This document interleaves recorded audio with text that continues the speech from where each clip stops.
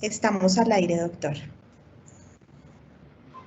Buenas tardes a todos y bienvenidos y gracias por acompañarnos en este ya segundo día de nuestro cardio webinar para celebrar el Día Mundial del Corazón y sobre todo para generar conciencia en los colombianos sobre la importancia de cuidar oportunamente nuestra salud cardiovascular.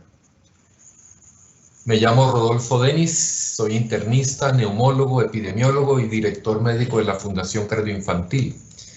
Estaré acompañándolos como moderador del evento junto con el doctor Juan Carlos Villar, médico internista, especialista en cardiología preventiva, epidemiólogo clínico y director del Departamento de Investigaciones acá en la Fundación Cardioinfantil, al igual que con el doctor Darío Echeverry, cardiólogo, internista, hemodinamista y director del Departamento de Cardiología de nuestra institución.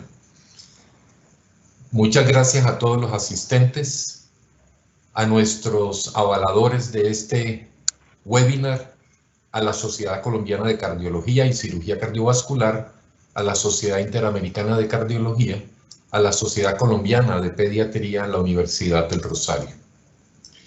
A los equipos de medicina cardiovascular de la institución y demás equipos que hacen posible este encuentro, también muchas gracias.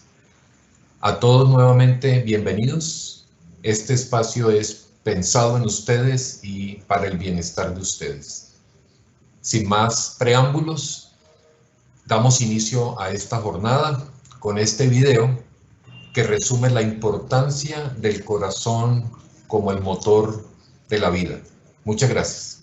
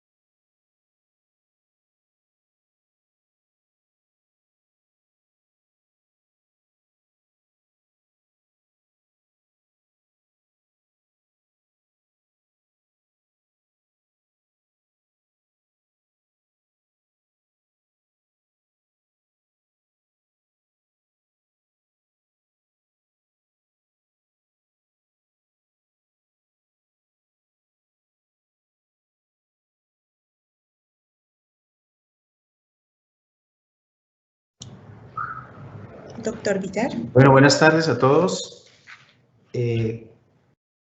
Bienvenidos a quienes se empiezan a sumar al evento en este momento. Es para mí un gusto poder acompañarlos hoy en la moderación de este evento junto al doctor Denis y al doctor Echeverry. Quisiera para iniciar compartir con ustedes unas recomendaciones que tienen en su pantalla para llevar a feliz término este encuentro de esta tarde, segundo día de conmemoración del Día de Corazón. Entonces, para iniciar les recomendamos que apaguen sus cámaras, que por favor mantengan sus micrófonos en silencio y que para participar se dirijan al módulo de preguntas y respuestas. La información compartida es propiedad de la Fundación Cardioinfantil, por lo que les vamos a solicitar no difundir este material sin autorización. Les recordamos que al conectarse a esta conferencia se autoriza el tratamiento de sus datos personales los cuales serán tratados de acuerdo con la Ley 1581 de 2012 y nuestra política de datos personales que se puede consultar en la página web de la Fundación, en www.cardioinfantil.org. De igual forma, les informamos que esta conferencia está siendo grabada. Vamos a ver ahora en breve la agenda del día de hoy, que tiene 5 puntos, 5 presentaciones.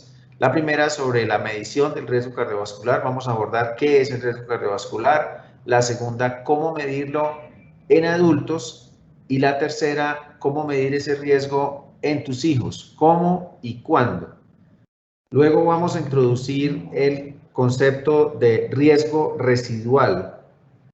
¿Qué es ese riesgo? ¿Cómo nos puede afectar? Para terminar con una presentación sobre los entornos saludables y qué recomendaciones se darían para que podamos reducir nuestro riesgo cardiovascular. Para esta tarde tenemos un grupo de conferencistas muy destacado, de profesionales de la institución. Tenemos al doctor Dairo Rey, que nos va en este orden de la secuencia de la tarde. El doctor Dairo Rey, el doctor Manuel, cardiólogo, el doctor Manuel Huertas, cardiólogo pediatra, la doctora Esther Campo, el doctor Daniel Izaza y el doctor Fernando Marín, que abordarán los 5 temas de los que les había comentado. Entonces, vamos a dar paso sin más al doctor Dairo Rey. El doctor Dairo Rey es cardiólogo clínico de la Fundación Cardioinfantil, es profesor asociado en la Universidad del Bosque y nos introducirá el concepto de qué es riesgo cardiovascular. Les recordamos que el chat de preguntas está habilitado en la barra de participantes y les agradecemos dejar allí todas sus inquietudes, las cuales trataremos de abordar al final de la jornada. Entonces, sin más, doctor Dairo, bienvenido esta tarde. Por favor, doctor Dairo, siga. Muchas gracias, doctor Villaro. Realmente me parece interesante esta actividad y que el comité organizador nos haya podido invitar y poder tener este tipo de conexión con los pacientes y que ellos entiendan que nosotros como grupo de cardiólogos, un grupo que maneja las patologías complejas del área cardiovascular, siempre estamos dispuestos con el objetivo de realmente hacer prevención. Definitivamente la mejor inversión que uno tiene en salud es prevenir. Entonces,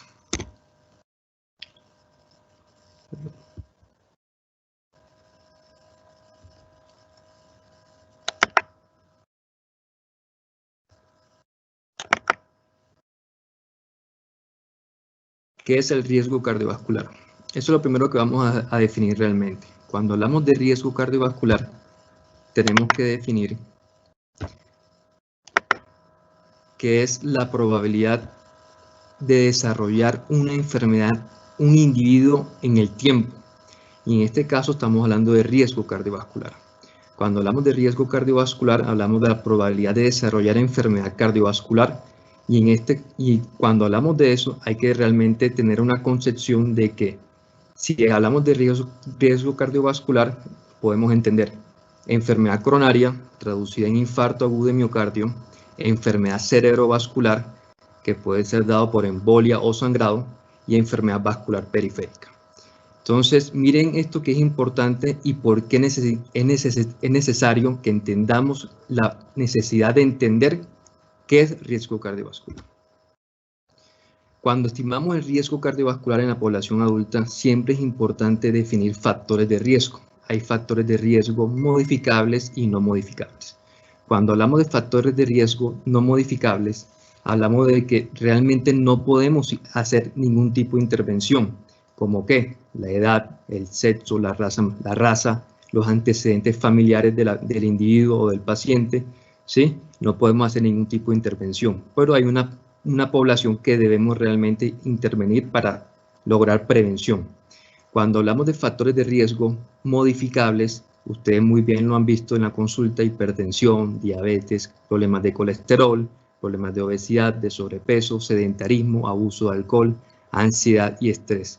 Y eso es lo que realmente tenemos que definir nosotros a la hora de hablar de riesgo cardiovascular en la población adulta y hacer algún tipo de intervención.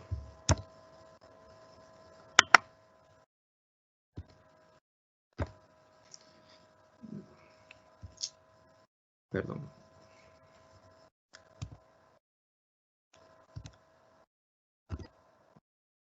¿Por qué es necesario entender el riesgo cardiovascular?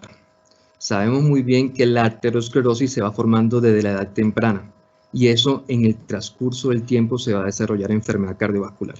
Lo otro importante a la hora de entender el riesgo cardiovascular es que la mortalidad cardiovascular puede afectar tanto a hombres como a mujeres y cada vez donde la población sea de mayor edad, realmente la mortalidad va a ser mucho mayor. Como pueden ver aquí en esta diapositiva, el 42% de las mujeres pueden tener mortalidad por enfermedad cardiovascular y el 38% en los hombres. Lo otro importante es que realmente con las medidas de prevención o impacto en esos factores de riesgo, la mortalidad la estamos tratando de disminuir. Y una cosa importante que quiero que tengan presente es la prevención. El 50% de la reducción de la mortalidad se da por la prevención en estos factores de riesgo cardiovascular. Y además de eso, si le adicionamos el 40% a la adherencia al tratamiento, podemos realmente tener unos muy buenos resultados con respecto a la reducción del riesgo cardiovascular en esta población.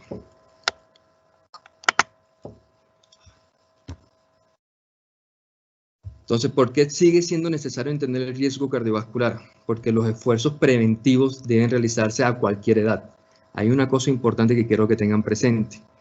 Siempre que hemos hablado de riesgo cardiovascular o de prevención, hablamos de prevención primaria y prevención secundaria. Cuando hablamos de prevención primaria, son aquellas personas que realmente no han desarrollado una enfermedad cardiovascular, como ¿qué? Infarto o enfermedad cerebrovascular. Y prevención secundaria son aquellas personas que ya desarrollaron la enfermedad, pero lo que queremos hacer es disminuir nuevos eventos. Pero hay una cosa importante que cada vez estamos hablándolo mucho más, y más que todo en la población pediátrica, la prevención primordial, que comienza desde el año 0 hasta el año 25. Y esa población es que nosotros como médicos, tanto internistas como cardiólogos o pediatras, debemos intervenir para evitar todas estas complicaciones más adelante. Las estrategias poblacionales y las de alto riesgo deben ser complementarias. Claro, no solamente podemos enfatizar en las personas de alto riesgo que tengan hipertensión, diabetes, problemas de colesterol, problemas de obesidad. Tenemos que hacer estrategias que podamos intervenir tempranamente para evitar todos estos factores de riesgo más adelante. Causas del descenso de mortalidad por enfermedad coronaria. Miren esto, miren esta diapositiva interesante. Cuando yo realmente tengo un impacto en el control del tabaquismo, control de la presión arterial, control de los problemas de colesterol, eso se me va a traducir a mí en mejores tratamientos y mejores tratamientos tanto para eventos coronarios como para problemas cardíacos dados por insuficiencia cardíaca. Pero si yo realmente no hago intervención en esos factores de riesgo y el paciente me puede llevar a obesidad, sedentarismo, eso me va a traducir más adelante en diabetes y síndrome metabólico. Y eso, ¿qué me va a permitir a mí saber? Que se va a duplicar exponencialmente el riesgo cardiovascular en estos pacientes. ¿Cuándo debemos estimar el riesgo cardiovascular total? Definitivamente debemos estimarlo en aquellas personas que ya han desarrollado enfermedad cardiovascular establecidas, que las definimos con muy alto riesgo, aquellas personas con infarto, con implante de stents, pacientes con enfermedad renal crónica avanzada, diabetes de larga data, mayores de 10, mayores de 20 años, que ya tengan complicaciones dado por compromiso renal, compromiso neuropático, compromiso retinopático, son personas de muy alto riesgo. Se conoce la presencia de uno o más factores de riesgo mayores y en aquellos pacientes diabéticos o enfermedad renal. Y también es importante hablar de los antecedentes familiares. No es lo mismo una persona que desde temprana edad desarrolle una enfermedad cardiovascular y tenga antecedentes de los padres o un familiar de primera consanguinidad tenga antecedentes de infarto o enfermedad cerebrovascular. Tenemos que ser mucho más agresivos a la hora de prevenir posteriormente complicaciones. Definitivamente el exceso de riesgo se va a traducir en mayor probabilidad de desarrollar enfermedad cardiovascular. Y esta diapositiva se las pongo acá porque esto es un webinar tanto para adultos y para los padres que realmente tenemos que dejar un mensaje. La prevención no comienza a los 50, a los 60 años, la prevención comienza desde la edad temprana, desde los niños. A todos esos padres que tienen hijos, realmente tenemos que cambiar los hábitos de vida, cambiar el estilo de vida de nuestros hijos y realmente cambiar el hábito alimenticio. El riesgo cardiovascular global, como pueden ver ahí, realmente es un tema que cada vez aprendemos más, pero cuando a la hora de definir riesgo cardiovascular son muchos factores que no estamos viendo. Entonces siempre podemos estar subestimando el riesgo real. Entonces, hablando un poco sobre el riesgo cardiovascular o factores de riesgo que pueden llevar a desarrollar este riesgo cardiovascular y enfermedad cardiovascular, hablamos de la hipertensión. ¿Qué es la hipertensión arterial? Realmente es un engrosamiento, una pérdida de la elasticidad de los vasos sanguíneos, una rigidez que se va a traducir realmente en desenlaces posteriores, sea más que todo en personas de edad avanzada, ¿sí? Aunque cada vez vemos personas más jóvenes siendo hipertensos y realmente tenemos que definir qué es lo que está llevando a desarrollar esta hipertensión. Hay muchas enfermedades secundarias que pueden llevar a hipertensión arterial, pero siempre es importante que nosotros establezcamos que esta patología es un enemigo silencioso, como muchos lo han dicho, pero tenemos que establecer medidas de impacto de prevención. Personas obesas. ¿Y cómo la diagnosticamos? Presión arterial por encima de 140/90, hay que tomar 3 tomas. La sintomatología es realmente muy difusa, como se los acaba de mencionar, es el famoso enemigo silencioso. Hay personas que pueden estar hipertensas en la calle y no sienten nada y pueden debutar con una enfermedad renal crónica muy avanzada, inclusive con un infarto agudo de miocardio o enfermedad cerebrovascular. Las enfermedades crónicas, como se lo acabé de mencionar, puede traducirse en compromiso cardiovascular cerebral y compromiso, sí, más que todo eso realmente. Diabetes. La diabetes realmente, como pueden ver acá, hay varios tipos de diabetes, pero el mensaje que les quiero dejar, hay una tipo 1, tipo 2. Tipo 1 normalmente son personas que nacen con la enfermedad o se desarrollan muy tempranamente, pero lo que vemos nosotros los cardiólogos son los diabéticos tipo 2, el paciente obeso, ¿sí? Que puede manifestarse con ciertos síntomas como es sensación de orina frecuentemente, sensación de sed constantemente y sensación de tener siempre hambre, ¿sí? Y aumentan de peso esas personas. Entonces siempre es importante hacer un estudio o un tamizaje en aquellas personas que puedan tener estos síntomas. Por eso es importante consultar al internista o al cardiólogo o al médico familiar. ¿Cómo la diagnosticamos?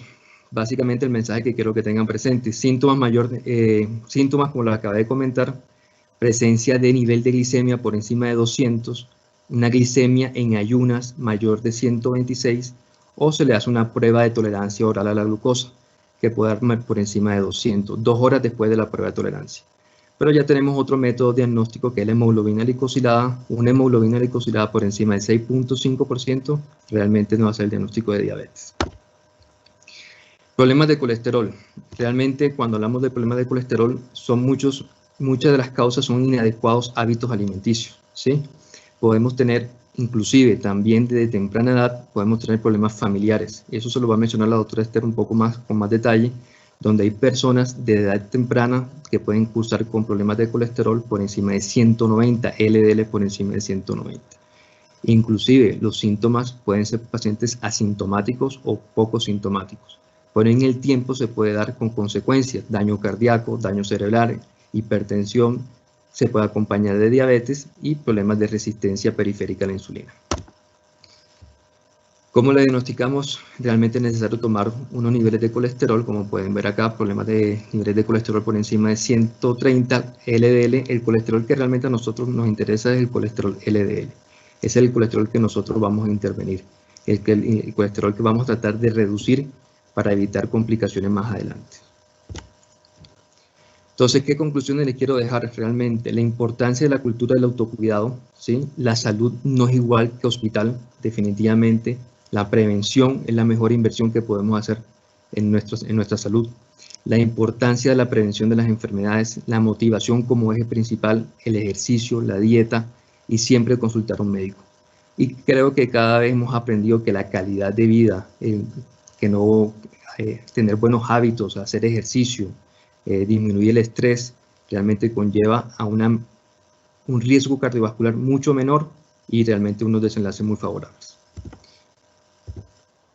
Entonces, quiero mostrarles este video realmente y dejarles este mensaje. Como pueden ver ahí, no es llegar a este punto, al contrario, tenemos que realmente hacer prevención desde hoy, comenzar hoy. Ese es el mensaje que les quiero dejar. Muchas gracias. Bueno, a continuación viene la otra Esther Campo, colega, compañera mía, médica especialista en medicina interna y cardiología, líder de la clínica de anticoagulación, docente en la Universidad del Bosque y la Universidad del Rosario. Ella les va a hablar sobre la estimación del riesgo cardiovascular.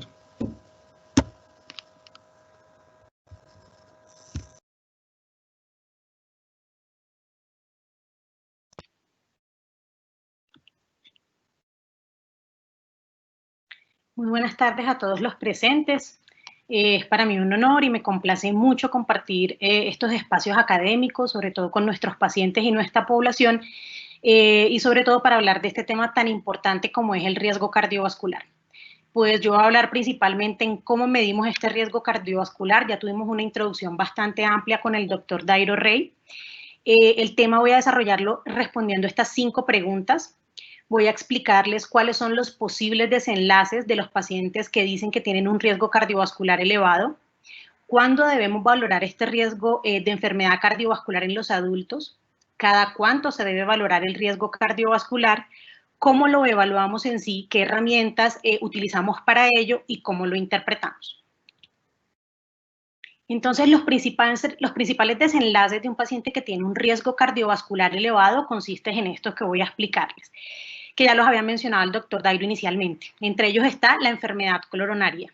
Es importante saber que el riesgo cardiovascular se basa principalmente en un proceso de ateroesclerosis, que de pronto muchos los han mencionado, y no es más sino una obstrucción progresiva de las arterias de diferentes partes del cuerpo que ocasionan una obstrucción del flujo de sangre.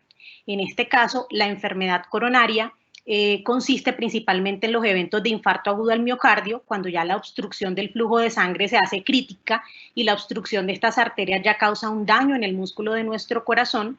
La angina de pecho, que es la manifestación o los avisos de que podemos tener una enfermedad coronaria y es el dolor de las características usuales causales de dolor de origen cardíaco, y la falla cardíaca, que ya desafortunadamente es un estadio muy avanzado en el cual ya el corazón pierde su funcionalidad, se agranda por este daño que es ocasionado por los infartos.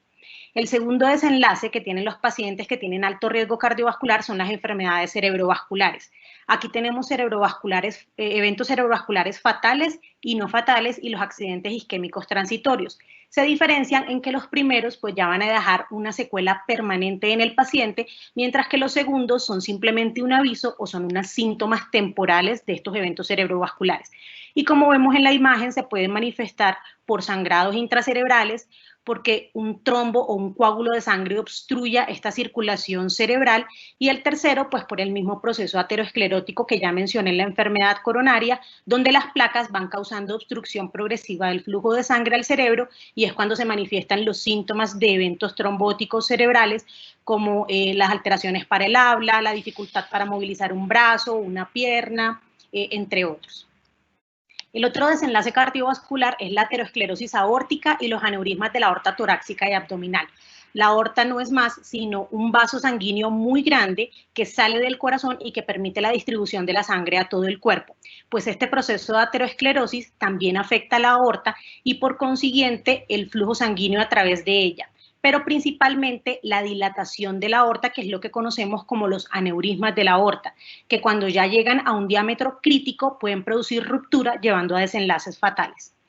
Y el otro desenlace en los pacientes de riesgo cardiovascular elevado es la enfermedad arterial periférica, que se puede manifestar como lo que llamamos los médicos la claudicación intermitente, que es lo que manifiestan los pacientes que tienen obstrucción de las arterias de los miembros inferiores, que al caminar varias cuadras presentan un dolor muy fuerte en las extremidades que hace que tengan que detenerse y reposar, mejorar el flujo de sangre y con eso el alivio del dolor.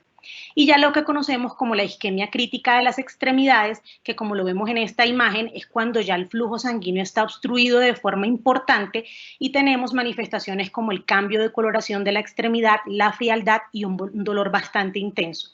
Cabe destacar que el último desenlace de los pacientes que tienen alto riesgo cardiovascular es también la muerte, que no está aquí incluido, pero que como vamos a ver más adelante, algunas herramientas que utilizamos para medir el riesgo cardiovascular también pueden predecir este desenlace.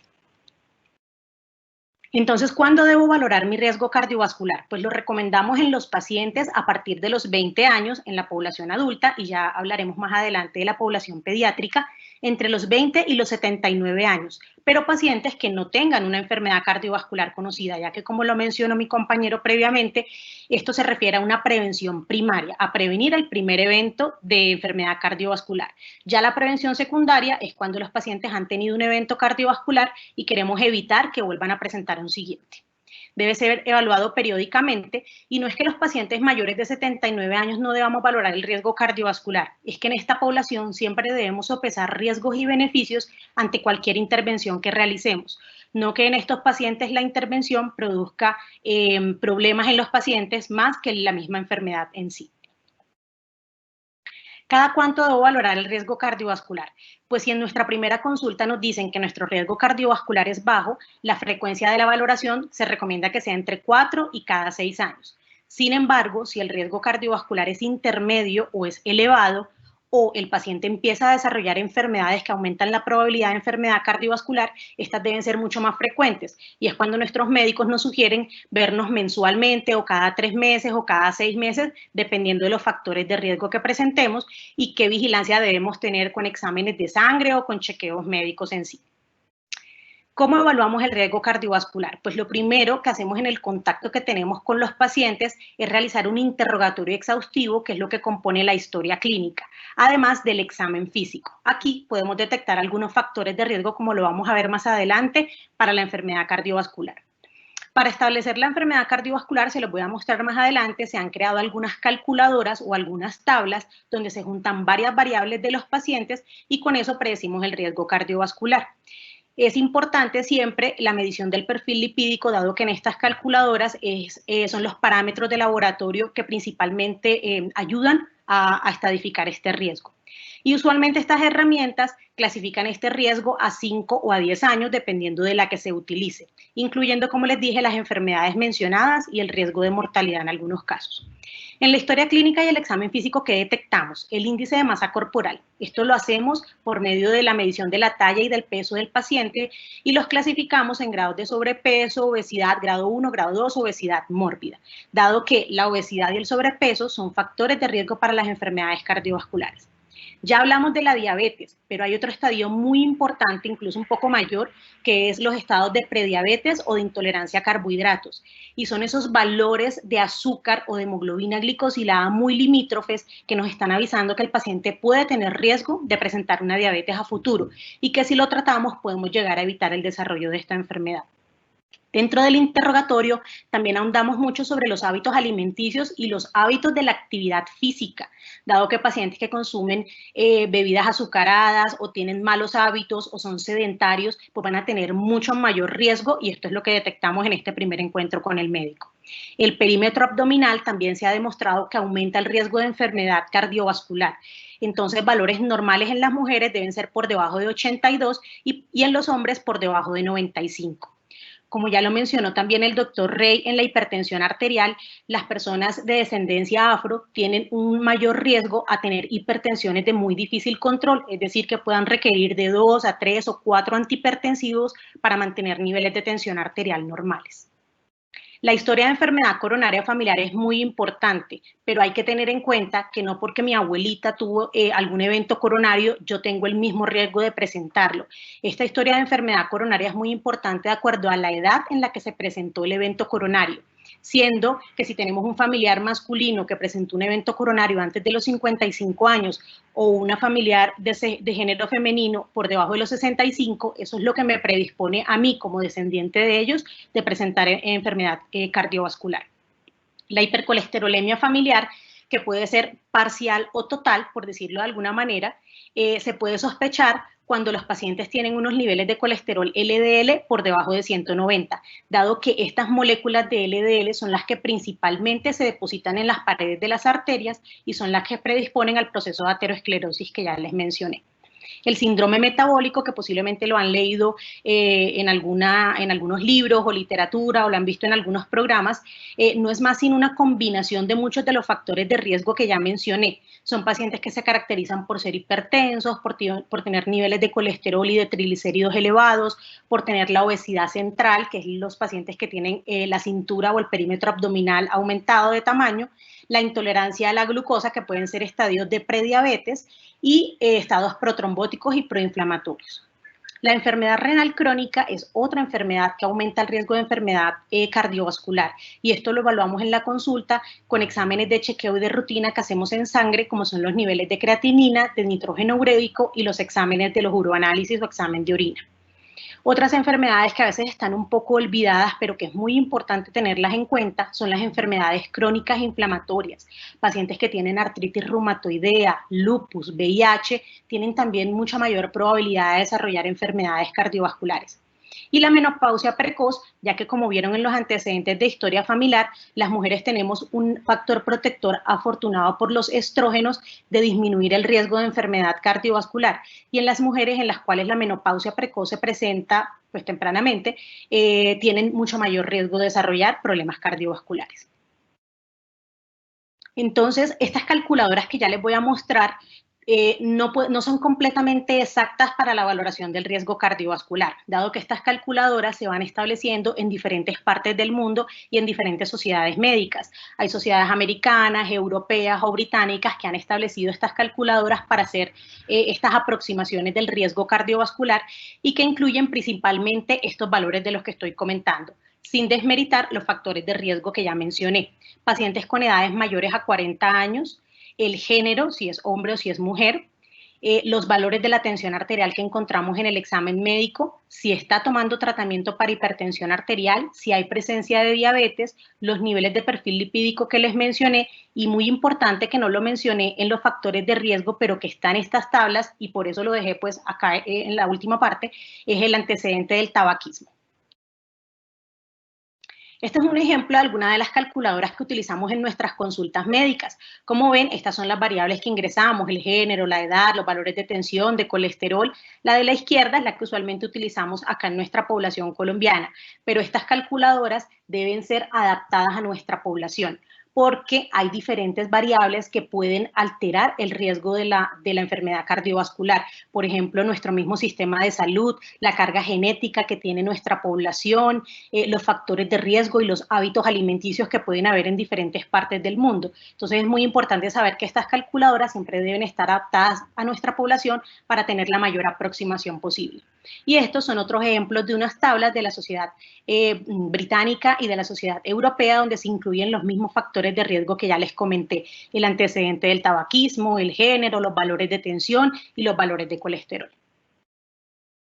Y esta última tabla es una tabla de la sociedad británica que nos permite hacer un mayor acercamiento y una mayor especificidad del riesgo cardiovascular, sobre todo en los pacientes que en primera medida y con el primer cálculo encontramos riesgos bajos, pues estos incluyen otros factores de riesgo muy importantes que también nos pueden dar un mayor acercamiento al riesgo que tiene el paciente de desarrollar las enfermedades cardiovasculares que les mencioné. ¿Y cómo se interpreta este riesgo cardiovascular?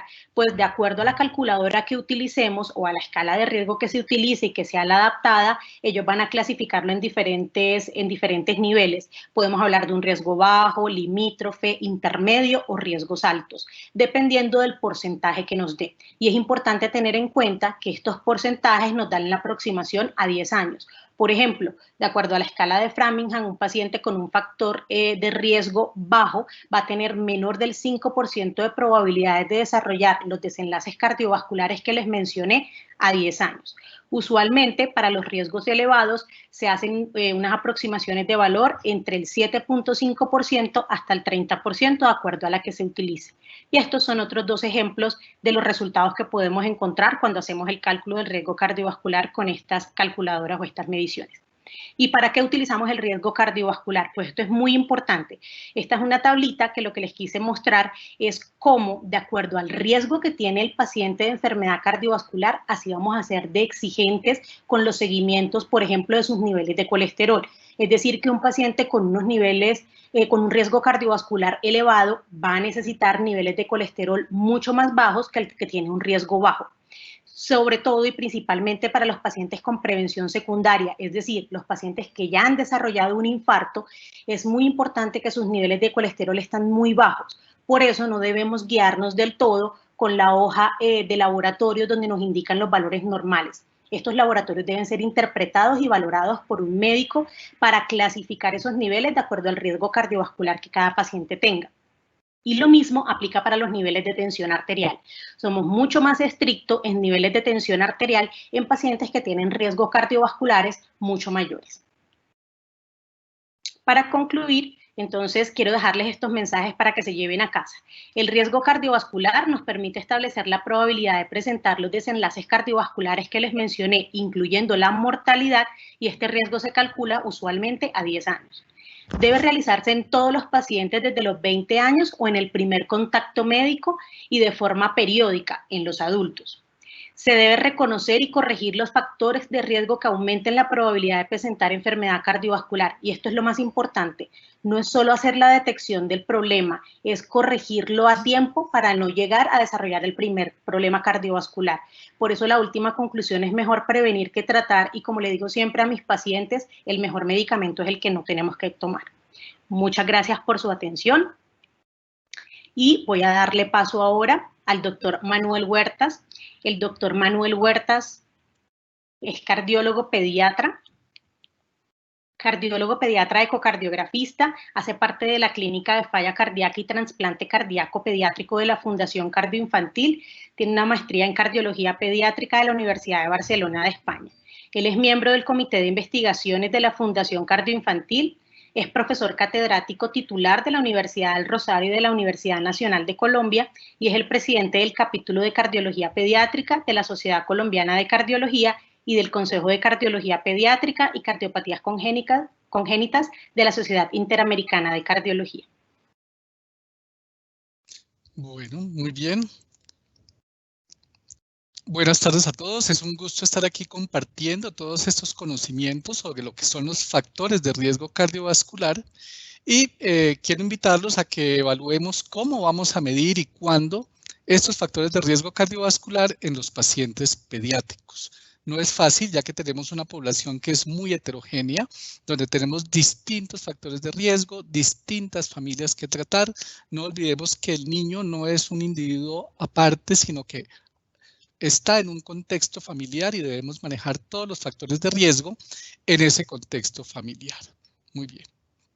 Vamos a pasar a la siguiente diapositiva.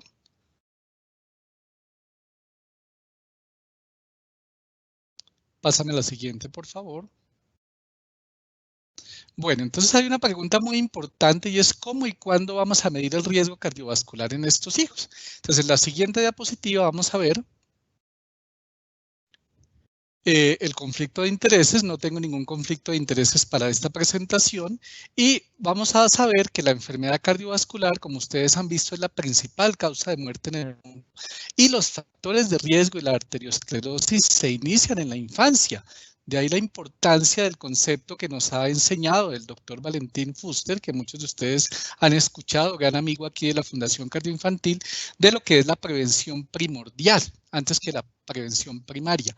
Esta prevención primordial inicia desde el nacimiento y se extiende hasta los 25 años de edad. Entonces sabemos que este proceso, estos factores de enfermedad cardiovascular se inician en la infancia y pueden estar exacerbados por la exposición a factores de riesgo que debemos medir. Siguiente. Entonces, ¿cómo vamos a estimar el riesgo cardiovascular en niños? Primero que todo, debemos partir de una muy buena historia clínica, clasificar a nuestros pacientes en cuáles son de bajo riesgo, cuáles son de riesgo moderado y cuáles de alto riesgo.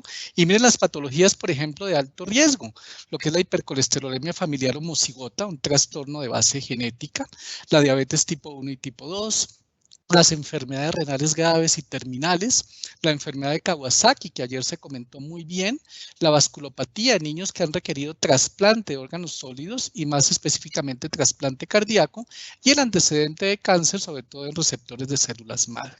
Siguiente. Entonces miren que estas entidades son de muy alto riesgo cardiovascular en la infancia, los pacientes con hipercolesterolemia familiar, con obesidad, con diabetes tanto tipo 1 como tipo 2 y la hipertensión arterial sistémica. Siguiente. Entonces, en la evaluación de estos pacientes, miren que en la estratificación, lo más importante es, primero que todo, partir de una muy buena historia clínica, detectar tempranamente cuáles son los niños que tienen mayor riesgo.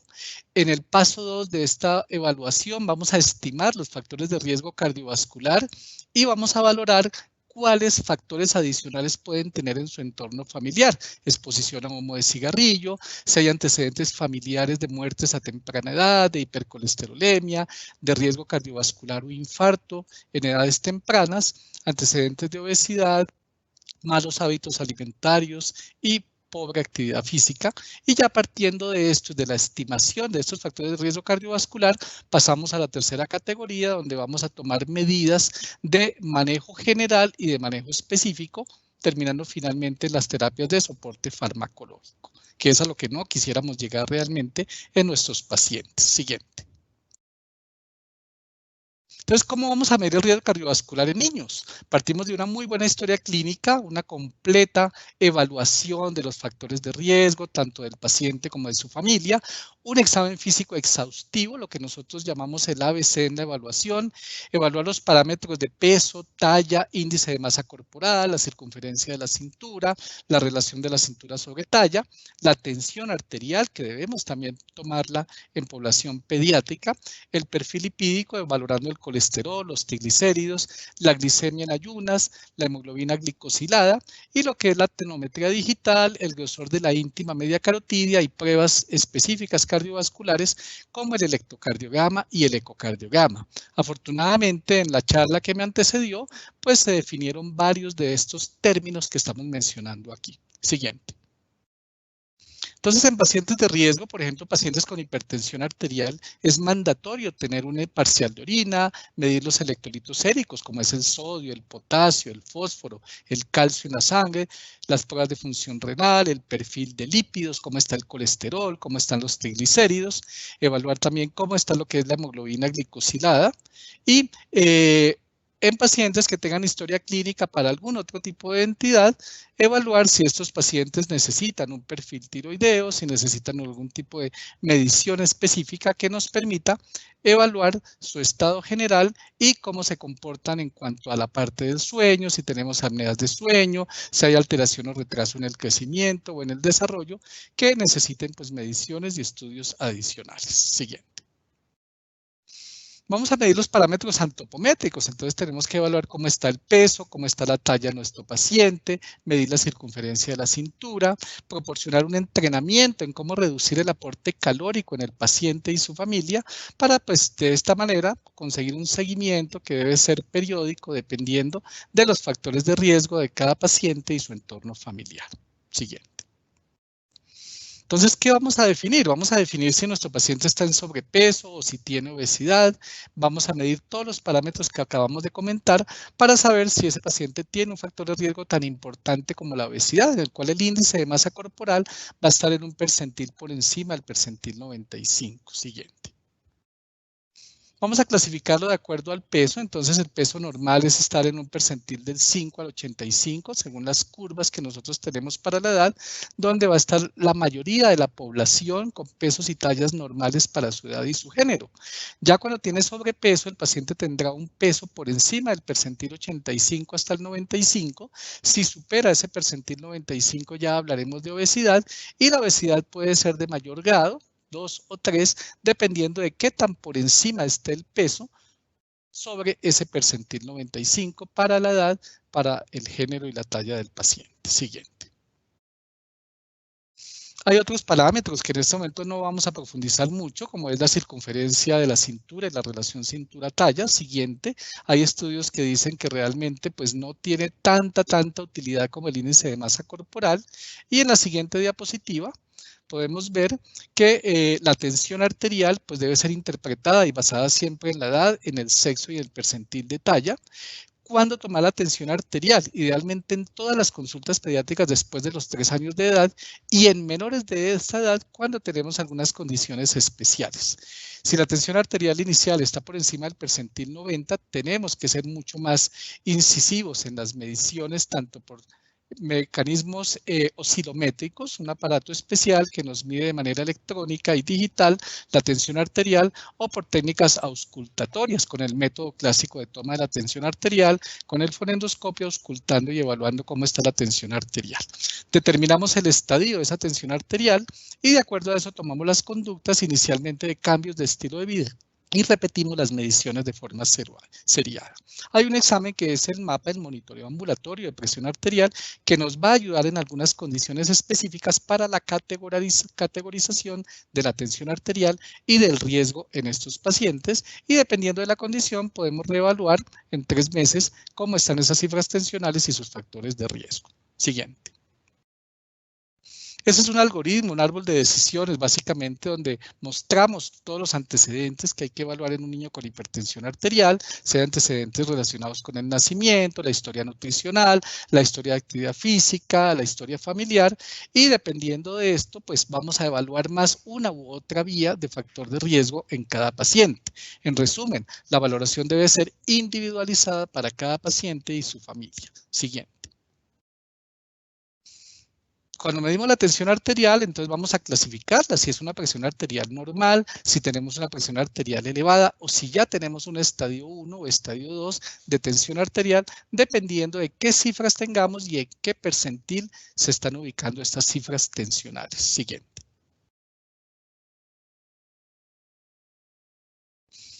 En pacientes menores de 3 años de edad también debemos medir la tensión arterial principalmente en estas condiciones que ustedes ven acá, pacientes prematuros menores de 32 semanas, cuando hay complicaciones neonatales que requieren cuidado intensivo, cuando el paciente ha requerido una línea arterial umbilical, cuando tenemos cardiopatías congénitas operadas o no operadas, infecciones urinarias, enfermedades renales, historia familiar de enfermedad renal congénita, trasplantes de órgano sólido como comentábamos previamente, manejo con medicamentos que aumentan las cifras tensionales o enfermedades sistémicas que conocemos que cursan con hipertensión arterial o cuando hay elevación en la presión intracraneana. Siguiente. El monitoreo ambulatorio de presión arterial realmente es un examen, como ustedes ven acá, se coloca un brazalete con un equipo especial que nos va a permitir monitorizar durante las 24 horas del día cómo están las cifras tensionales, sabremos cómo se comporta esa tensión arterial durante el día, durante la noche, cuando el niño está comiendo, cuando está estudiando, cuando está realizando diversas actividades, y eso nos permite categorizar cómo están esas cifras y determinar el riesgo. Generalmente lo hacemos en pacientes mayores de 5 o 6 años de edad. Siguiente. Condiciones especiales para realizar este estudio son pacientes con hipertensión arterial secundaria, pacientes con enfermedades estructurales renales, diabetes tipo 1 o tipo 2, los pacientes obesos o con antecedente de coartación aórtica reparada o con algunas enfermedades genéticas específicas. En ellos pues va a ser de mayor efectividad, de mayor aporte en la evaluación diagnóstica y nos permite el seguimiento y el control de esas cifras tensionales. Siguiente. El perfil lipídico, sumamente importante, ha sido comentado en las charlas anteriores. Debemos evaluar estos pacientes y en los que vimos que son de bajo, mediano y alto riesgo, pues hacer una medición periódica del perfil lipídico, hacer un perfil lipídico en ayunas si este colesterol total es mayor de 200 o si el llamado colesterol bueno, entre comillas, o HDL está disminuido, menor a 45, o si el colesterol no bueno, entre comillas, está mayor a 145 miligramos por decilitro. En esos pacientes que tienen un LDL anormal, pues considerar la evaluación diagnóstica, iniciar inmediatamente los cambios terapéuticos y el estilo de vida saludable y según el riesgo más adelante, pensar en terapia farmacológica, que es a lo cual no quisiéramos llegar si logramos complementar bien nuestras medidas de prevención. Siguiente. Esos son los valores normales, simplemente para tener unos valores de referencia en cuanto a qué es lo normal en niños, en cuanto a términos de colesterol, colesterol LDL, lo que son los triglicéridos y las apolipoproteínas que pues cobran mucho valor cuando hacemos un examen un poco más profundo y más exhaustivo en los niños con un perfil lipídico alterado o con factores de riesgo cardiovascular. Siguiente. Esto es tomado básicamente de un árbol de decisiones que tenemos en nuestro comité de dislipidemias de la Fundación Cardioinfantil, esto aplicado a niños o adolescentes con hipercolesterolemia familiar, donde identificamos y medimos los factores de riesgo cardiovascular, brindamos un manejo específico donde nuestras metas es lograr un LDL menor a 130 miligramos por decilitro. Esto va a variar dependiendo de la edad del paciente, de los factores de riesgo, del seguimiento que estamos haciendo y qué intensidad de terapia estamos manejando en cada niño. O sea, la terapia y la estimación de los factores de riesgo cardiovascular deben ser totalmente individualizadas y de tipo multi e interdisciplinario. Siguiente. Los triglicéridos, entonces también en esos pacientes de riesgo, pues vamos a hacer una medición periódica de los triglicéridos. Ese triglicérido está muy elevado, hay que aumentar todavía más los cambios en el estilo de vida, repetir estos niveles de triglicéridos y dependiendo si la elevación es moderada, significativa o severa, pues tendremos que tomar medidas mucho más exhaustivas para tratar de lograr un adecuado control que nos evite desenlaces fatales en estos niños con hipertrigliceridemia o con un perfil lipídico muy alterado. Siguiente. Pacientes que no tengan diagnóstico de diabetes, pues obviamente en ellos también hay que hacer una medición de la glicemia. Si la glucosa en ayunas es mayor a 125 miligramos por decilitro o la hemoglobina glicosilada es mayor a 6.5%, pues es totalmente indicado remitir a endocrinología pediátrica para evaluación de este tipo de patología. La meta es lograr glucosas en ayunas menores a 100 miligramos por decilitro y una hemoglobina glicosilada por debajo de 5.7%. Siguiente. La tonometría digital, pues básicamente es para contarles muy por encima que es una prueba que se puede utilizar tanto en adultos como en niños. En adolescentes, pues va a estar alterada en pacientes sobre todo con diabetes tipo 1, con obesidad y resistencia a la insulina, y algunos estudios hablan de que se correlaciona con varios factores de riesgo cardiovascular. Siguiente. Otra prueba que podemos utilizar es la medición del grosor de la íntima media carotidia, que ya ha sido comentada ayer por el doctor Echeverry, y en la cual hacemos una valoración ecográfica del grosor de la íntima media de las arterias carótidas comunes. Se constituye en un marcador de aterosclerosis y en un predictor de eventos cardiovasculares, pero pues no es para uso rutinario, está indicado en algunos pacientes, como ven acá, de riesgo y para el seguimiento y diagnóstico cardiovascular, sobre todo cuando tenemos riesgos elevados o un no adecuado control de estos factores de riesgo. Siguiente.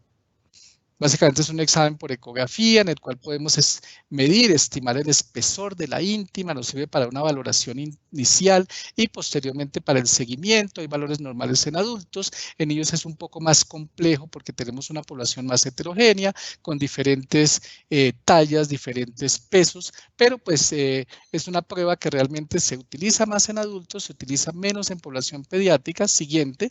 Desafortunadamente todavía no hay una estandarización, es muy útil sobre todo en pacientes con hipertensión arterial, obesidad, diabetes, síndrome metabólico, que ya se comentó. Siguiente. Sin embargo, pues falta una mejor estandarización para los pacientes pediátricos. Muchos estudios hablan de que se debe incluir un análisis estructural de la capa íntima carotidia y de las placas carotidias para pues añadir información valiosa en la predicción de eventos cardiovasculares y no la medición aislada pues de este índice y de este grosor de la media carotidia. Se correlaciona positiva y significativamente con el índice de masa corporal. Siguiente. La ecocardiografía pues constituye una herramienta fundamental en la valoración, en el análisis de estos pacientes. Nos permite evaluar el corazón de manera estructural, evaluar la función, la morfología, cómo están las válvulas cardíacas y cómo están las arterias coronarias, así como nos permite estimar cómo está la función del ventrículo izquierdo, la función del ventrículo derecho y la presión de la sangre que va a la circulación pulmonar o presión pulmonar que llamamos. Entonces realmente es un parámetro, es como una extensión muy importante del examen físico que nos permite de manera no invasiva evaluar la función, la morfología, la parte ventricular, la anatomía cardíaca y las arterias coronarias. Siguiente. Tenemos técnicas muy avanzadas ya, una técnica que llamamos el strain, que nos permite también ver la deformación cuando el corazón se contrae y cuando el corazón se relaja, para medir cómo está la función en sístole y en diástole. Está recomendado realizar ecocardiografía para evaluar daño de órgano blanco cardíaco en pacientes con hipertensión arterial y antes del inicio farmacológico. Se debe repetir en 6 a 12 meses en pacientes con hipertensión arterial persistente, en pacientes con fracción de eyección ventricular disminuida, y repetir en intervalos anuales para pacientes con hipertensión arterial que ya estén cursando con deterioro, que estén pasando de estadio 1 a estadio 2, o en pacientes crónicos en los cuales no hay una adecuada respuesta al tratamiento. Siguiente. Como conclusiones y mensajes para llevar a casa, entonces debemos partir de realizar una muy buena historia clínica completa, un examen físico exhaustivo, lo que llamamos el ABC en la evaluación. Los padres que nos están escuchando, no duden en llevar a sus hijos a la consulta por su pediatra o por el cardiólogo pediatra para hacer una muy buena historia clínica y evaluar siempre los parámetros antropométricos, el peso, la talla, el índice de masa corporal. Es fundamental la medición de los factores de riesgo cardiovascular en niños. Miren que el riesgo cardiovascular empieza en la infancia temprana, no podemos esperar hasta la etapa adulta para evaluar esos factores de riesgo cardiovascular. Nosotros como médicos clasificamos el riesgo en bajo, moderado y alto. Es importante determinar la presencia de obesidad o sobrepeso, lo mismo que definir si nuestro paciente tiene hipertensión arterial y el grado de hipertensión arterial. Siguiente. A menor edad del niño con hipertensión arterial es más probable que haya una causa de base que esté generando esa hipertensión arterial, determinar el perfil lipídico y la glicemia en ayunas y la hemoglobina glicosilada en niños de riesgo. La evaluación ecográfica del grosor de la íntima media de las carótidas puede constituir un marcador importante y un predictor de eventos cardiovasculares, pero como les decía, falta estandarizarlo mejor en la población pediátrica. La medición del riesgo cardiovascular y la periodicidad del seguimiento debe ser siempre individualizada y según las características de cada niño y su entorno familiar. Y como les decía, esta evaluación del riesgo cardiovascular debe ser inter y multidisciplinaria, donde participe el cardiólogo pediatra, el endocrinólogo, siguiente, todo un equipo como el que tenemos aquí en la Fundación Cardioinfantil para poder brindar un apoyo a todos ustedes como familias y a sus pacientes pediátricos y a sus niños, donde contemos con toda la asesoría para el seguimiento, la detección de factores de riesgo, la prevención y el manejo de estos factores de riesgo cardiovascular, siempre centrado en el paciente y su entorno familiar. Muchas gracias.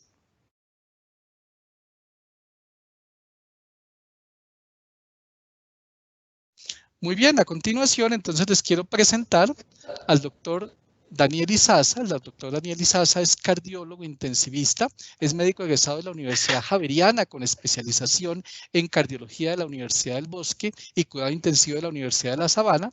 Actualmente es el director de la unidad de cuidado intensivo coronario de la Fundación Cardioinfantil, profesor de la Universidad del Rosario y el Bosque, miembro honorario de la Sociedad Colombiana de Cardiología y fellow del American College of Cardiology, y es coordinador del Comité de Enfermedad Coronaria de la Sociedad Colombiana de Cardiología, investigador y coordinador de múltiples estudios internacionales. Bienvenido, doctor Izaza. Bueno, muchas gracias a ustedes por la asistencia. Entonces vamos a pasar a otro aspecto que es lo que llamamos el riesgo residual.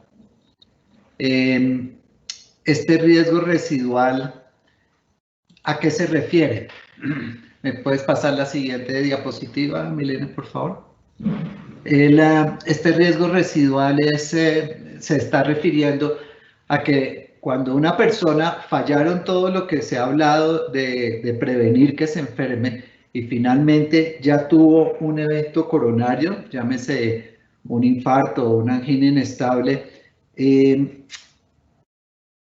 ¿con qué posibilidades queda de que vuelva a tener nuevos eventos a partir del momento en que ya le sucedió el primero?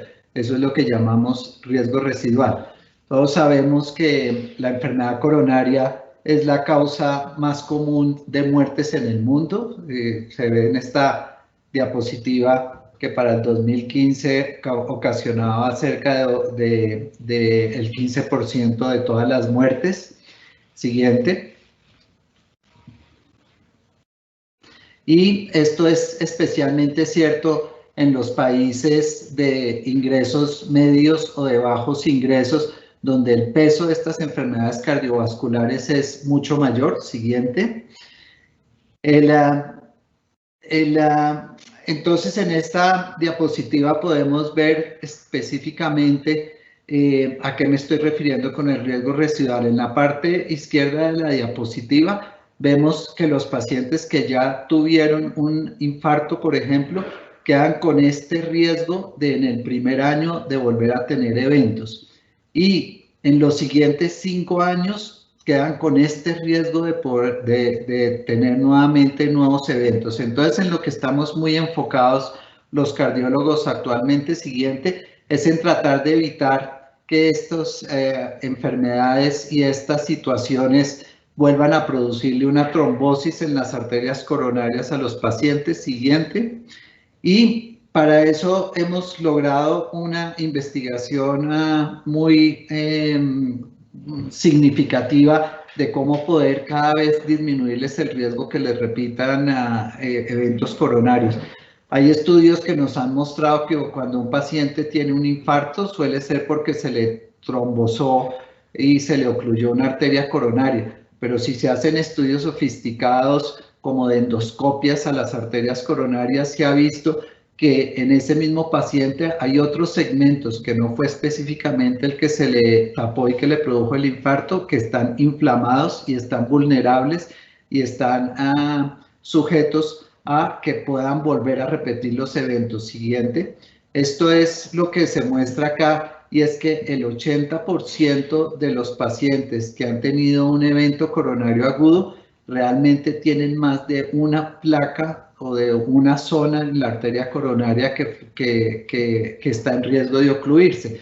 Entonces, evidentemente, esto nos dice que tenemos que tener una visión holística del problema, y es no solamente tratar el sitio donde se ocluyó la arteria coronaria, sino tratar todo el lecho vascular del paciente. Siguiente.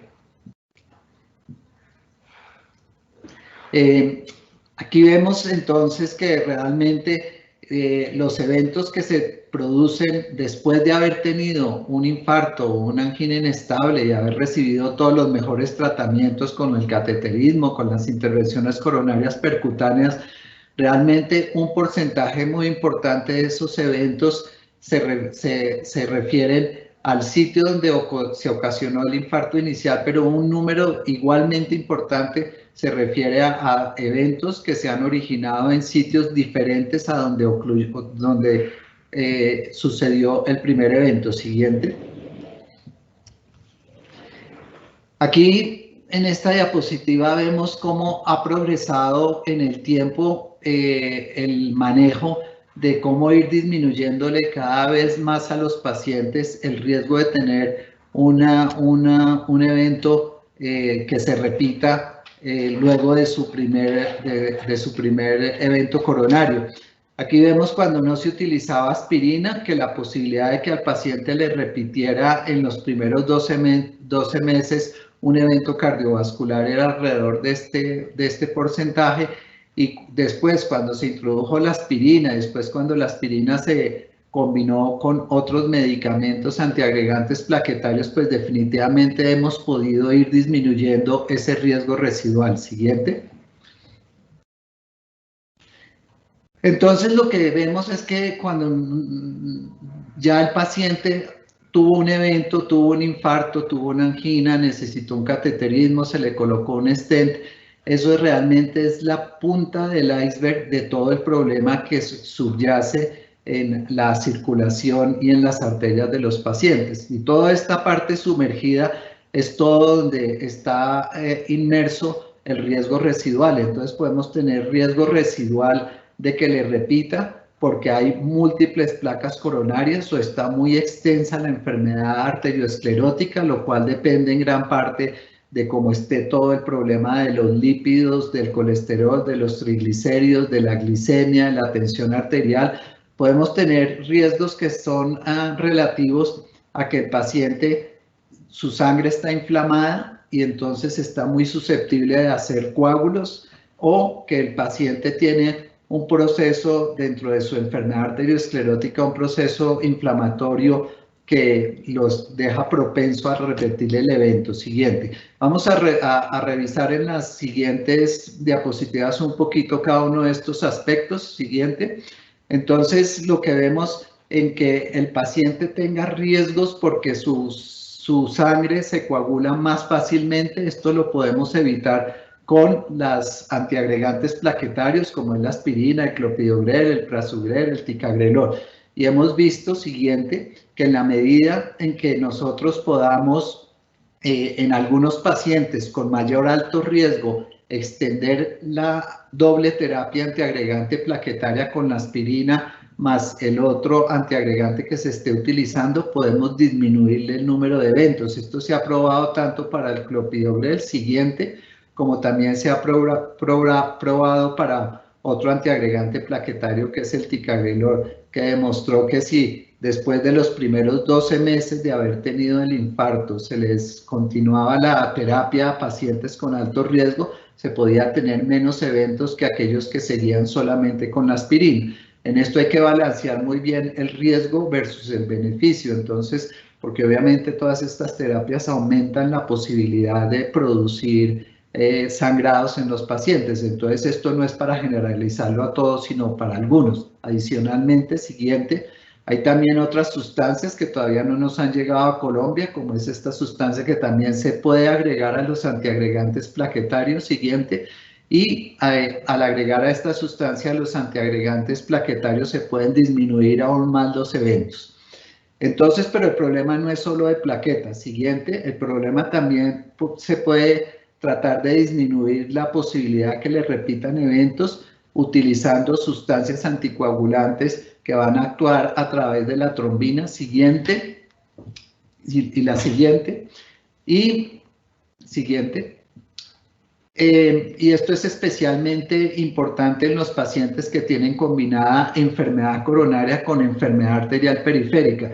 Si la arteriosclerosis durante la vida se fue desarrollando tanto que no solamente le afectó las coronarias, sino las arterias de las piernas o las carótidas, entonces combinar estas terapias antiagregantes plaquetarias con dosis bajas, específicamente de algunos anticoagulantes, ha demostrado que también tiene la capacidad de disminuirle las posibilidades de tener complicaciones a través del tiempo en los siguientes 1 a 2 años de haber iniciado el tratamiento. Siguiente.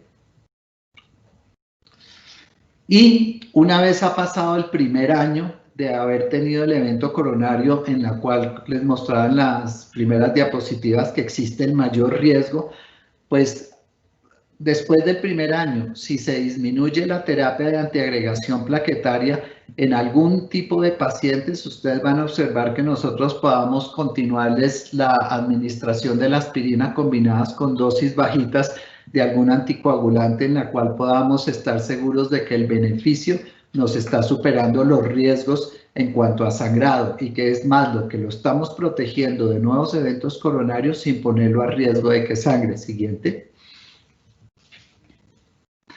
En cuanto a lo que les comentaba que existe un riesgo residual inflamatorio, siguiente, en esto las investigaciones lo que han mostrado es que la enfermedad arteriosclerótica no es solamente una enfermedad de que se deposite colesterol en las paredes de las arterias, sino además hay un componente de inflamación en la pared arterial que si los podemos controlar y lo podemos combatir, eso nos va a ayudar. Entonces, no solamente es controlar el colesterol, que hay que controlarlo, sino también la investigación nos ha llevado a saber que el componente inflamatorio es importante. Siguiente, y esto se ha logrado saber a través de estudios con algunas sustancias que inhiben las interleuquinas, que son sustancias asociadas a la inflamación, que tienen una gran capacidad para disminuir los marcadores de inflamación. Siguiente, sin modificar los colesteroles, y esto ha demostrado que en estos pacientes se logra simplemente agregando una terapia antiinflamatoria disminuir la posibilidad de que les repitan los eventos con el tiempo. Siguiente. Y una cosa muy importante y llamativa en estos estudios, específicamente con este que les estoy mostrando, pero hay con varias sustancias adicionales, también se logró disminuir la incidencia de cáncer de pulmón, que es una cuestión que está en investigación actualmente. Siguiente. A partir de estos estudios, entonces, siguiente, se ha traído esta investigación a sustancias que tenemos más a la mano, no tan sofisticadas como la que les estaba mostrando, como es la colchicina, que en un estudio muy reciente, en los últimos 12 meses, se demostró que su efecto antiinflamatorio, administrándoselo a los pacientes que habían tenido un infarto agudo del miocardio, era capaz de disminuir los eventos, principalmente, siguiente, los eventos relacionados con que los pacientes tuvieran un nuevo evento arterial cerebral. Entonces esto mostró el efecto protector de las terapias antiinflamatorias para disminuir riesgo residual. En cuanto al riesgo residual glicémico, pues todos sabemos que la diabetes es un gran enemigo de las arterias, siguiente, pero lo más importante, y a lo que traigo a colación, es que dentro de la investigación de la seguridad de las sustancias hipoglicemiantes en pacientes cardiovasculares, se encontró que unas nuevas sustancias como lo son los inhibidores los agonistas GLP-1 y los inhibidores de la SGLT2 son sustancias que no solamente le bajan la glicemia a los pacientes, sino que les protegen las arterias. Siguientes, que esto fue lo que se muestra en esta diapositiva.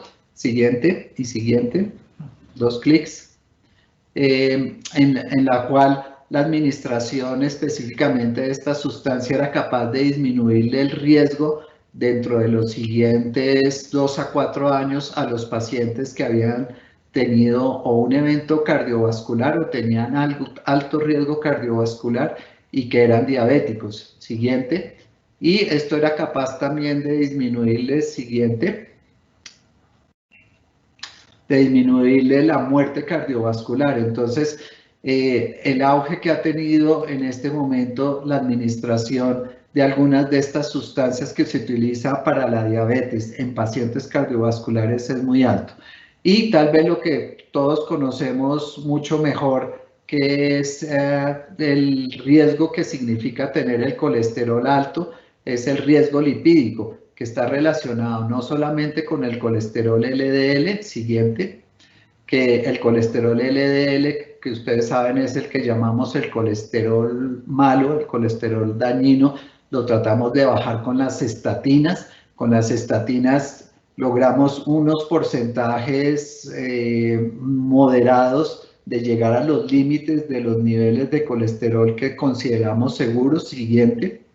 Entonces, pues a raíz de que no todos los pacientes con las estatinas llegan a los niveles tan bajos de colesterol que necesitamos, de colesterol LDL, pues hemos visto que a través del tiempo la intensificación de la terapia con los medicamentos hipolipemiantes ha disminuido el riesgo de nuevos eventos en los pacientes y últimamente hay sustancias más potentes, siguiente, que son sustancias que son anticuerpos que ya no son tomados, sino se aplican subcutáneo cada 15 días, que tienen la capacidad de disminuir casi en un 50% los niveles del colesterol LDL. Siguiente.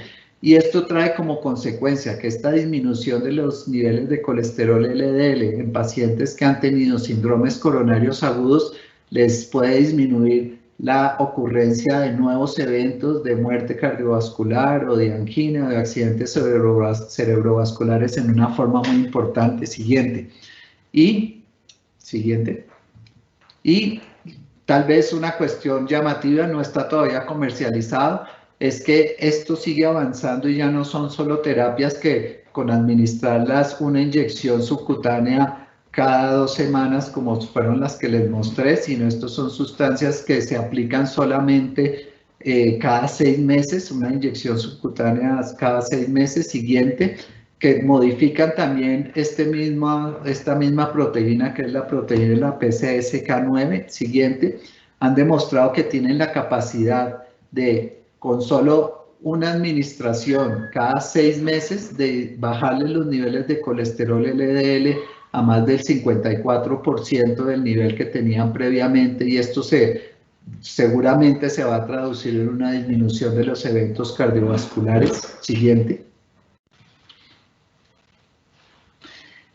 En esta parte del control lipídico no solamente es el colesterol LDL, también son los triglicéridos, y en esto ha habido avances. También en el último año siguiente se logró finalmente demostrar que había sustancias con las cuales al bajar los triglicéridos era capaz de tener una repercusión en la disminución de nuevos eventos, una disminución del 25% de nuevos eventos.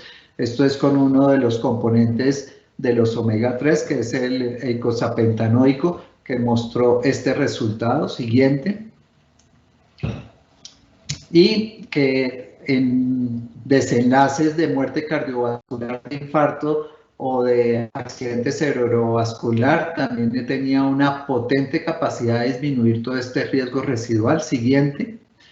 Y por último, lo que les quería mostrar es que aparte de la disminución del colesterol LDL, de los triglicéridos, se nos avecina también otro factor que tenemos que tener muy en cuenta, que es una molécula que se llama la lipoproteína A minúscula. Siguiente, que es como una molécula de colesterol LDL, pero que está unida con una polipoproteína A que es altamente trombogénica. Entonces, esta produce depósito de colesterol y esta favorece la formación de trombos. Entonces, es muy dañina, y en algunos pacientes en los que aparecen eventos cardiovasculares y trombosis de arterias coronarias y no encontramos los niveles de colesterol LDL alta, esta podría ser la causa de que el paciente haya tenido un nuevo evento. Siguiente. Siguiente.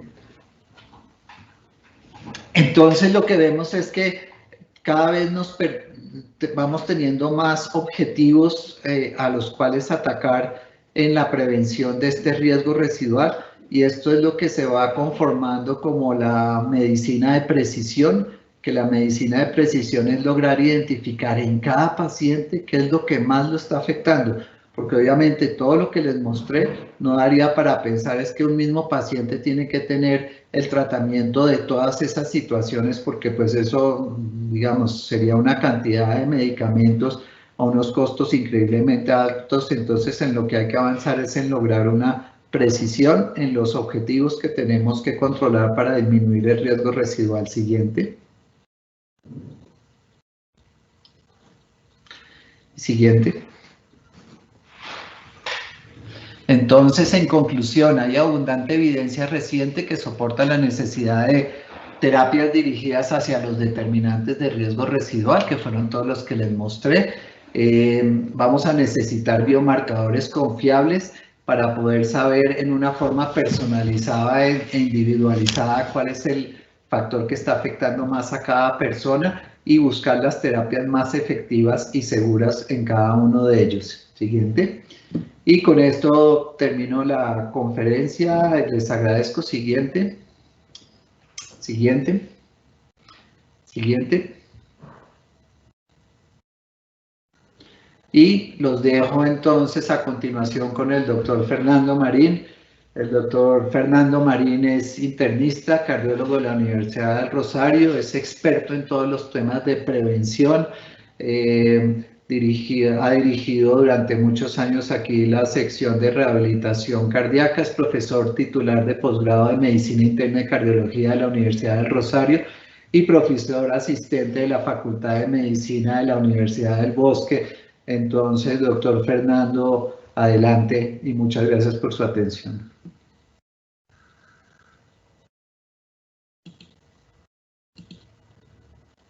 Buenas tardes a todos. Quiero iniciar mi intervención con el agradecimiento al comité organizador y agradecer a todos los asistentes por estar conectados en este momento. Transcurrimos nuestra vida en múltiples entornos. Regularmente se han mencionado un entorno personal, un entorno de familia, un entorno laboral, un entorno educativo, un entorno social y un entorno comunitario. y estos entornos se superponen en el mismo día unos con otros. Sin embargo, hay un entorno que no ha sido completamente abordado desde la prevención cardiovascular, y es el entorno intrauterino y el entorno de los primeros 1000 días de vida. Este periodo de tiempo marcará la ruta de una manera determinante en mayor o menor probabilidad en la aparición de factores de riesgo y de enfermedad cardiovascular. Sobre esta base y en más que entornos, las recomendaciones deberán hacerse en diferentes grupos poblacionales de acuerdo a sus actividades. Declaro que no tengo ningún conflicto de interés y la responsabilidad de las referencias bibliográficas son mías y aparecen en cada una de las diapositivas. Siguiente.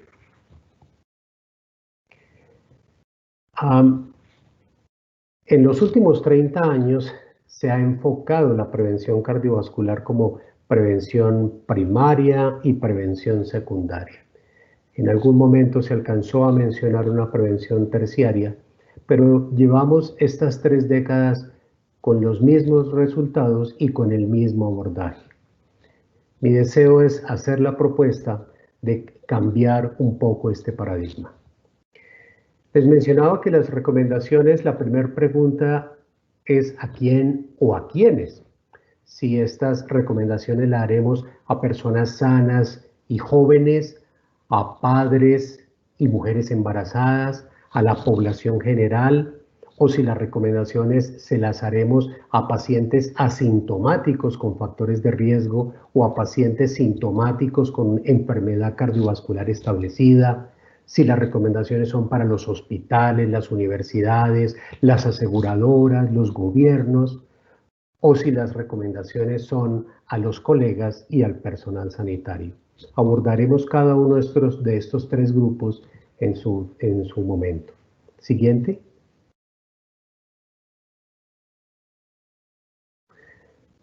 Esta es la comparación de las evaluaciones de riesgo en prevención primaria y prevención secundaria. Ven ustedes a la izquierda, el cuadro de la izquierda, prevención primaria en personas aparentemente sanas, asintomáticas, pero que tienen factores de riesgo. Vemos que en su gran mayoría, en los 2 colores, en el gris y en el violeta, ocupa más de las 3/4 partes de esta población. ¿Qué quiere decir? Que son personas que por no tener síntomas subestiman el riesgo y nosotros subestimamos la intervención y no abordamos la detección temprana en ellos. A su derecha están los pacientes con síntomas y con síndromes coronarios crónicos, la antigua cardiopatía isquémica crónica, denominada en muchos de los textos, que ya está establecida. En ellos, el alto riesgo apenas viene siendo una pequeña parte comparada con el primer grupo. Siguiente.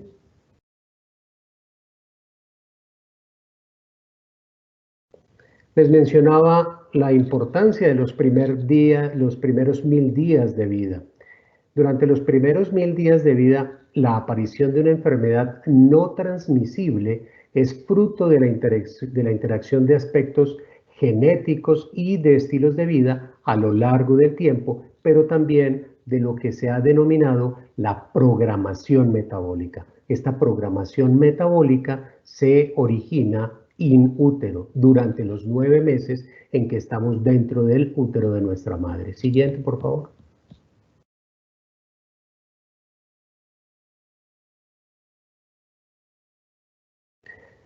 A su derecha vemos en la parte superior la dieta y la reserva materna acompañada de la incapacidad materna para movilizar y transportar nutrientes asociado al flujo uterino, a la función y la estructura de la placenta. Si estas 3 condiciones no son adecuadas durante los 9 meses de embarazo, la madre va a ser incapaz de administrar nutrientes para satisfacer todas las demandas y aparecerá la desnutrición fetal con unas consecuencias en múltiples órganos y en múltiples tejidos que traerán como consecuencia una programación metabólica tardía durante nuestra etapa adulta, con la aparición de hiperlipidemia, con la aparición de hipertensión arterial, obesidad, resistencia a la insulina, enfermedad cardiovascular y diabetes. Esto finalmente se ha asociado que el menor peso al nacimiento, ya sea por retardo del crecimiento intrauterino o bajo peso al nacer por desnutrición, se asocia a un riesgo aumentado de sufrir enfermedad coronaria y factores de riesgo mencionados. Siguiente, por favor.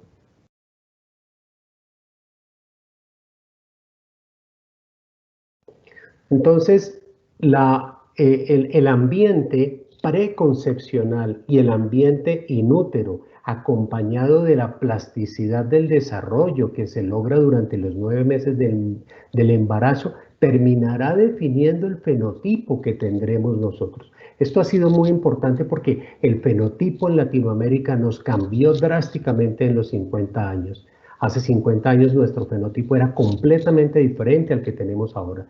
Recuerden que el estudio de la Organización Panamericana de la Salud mostró cómo el 60% de la población mayor a 35 años en América Latina tiene sobrepeso u obesidad. Esto finalmente va a tener efectos a través de mecanismos epigenéticos donde se va a reproducir en las siguientes generaciones. Siguiente.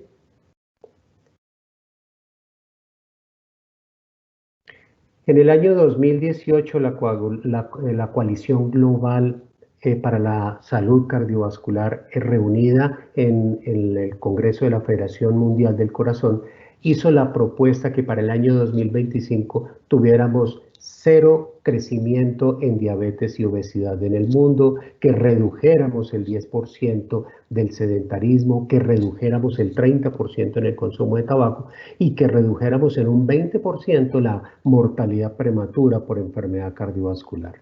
Obviamente la condición de esta pandemia en la que estamos todavía atravesando muy probablemente no va a permitir que cumplamos con estos objetivos. Siguiente.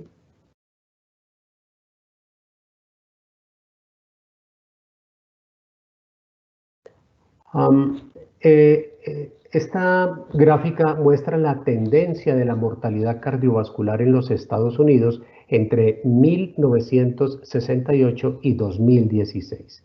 Vemos cómo aparentemente hay una reducción marcada en la mortalidad. Sin embargo, a esta diapositiva la he denominado de visión tubular. ¿Y por qué de visión tubular?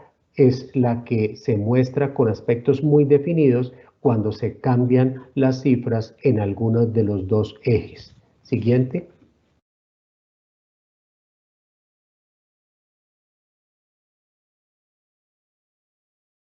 Y esta es la misma gráfica de la tendencia de mortalidad cardiovascular, pero cuando cambiamos la cifra inferior de mortalidad, ya no en 375.000, sino en 0. El cambio de la escala en un eje desde este valor genera también un cambio de interpretación. Esto es lo que he denominado una visión panorámica. ¿Por qué es tan importante tener una visión panorámica en estos casos? Porque es lo que facilita la interpretación en salud pública si las intervenciones basadas en guías de práctica clínica han marcado cambios relevantes en la mortalidad o en los objetivos que nos hayamos fijado. Siguiente.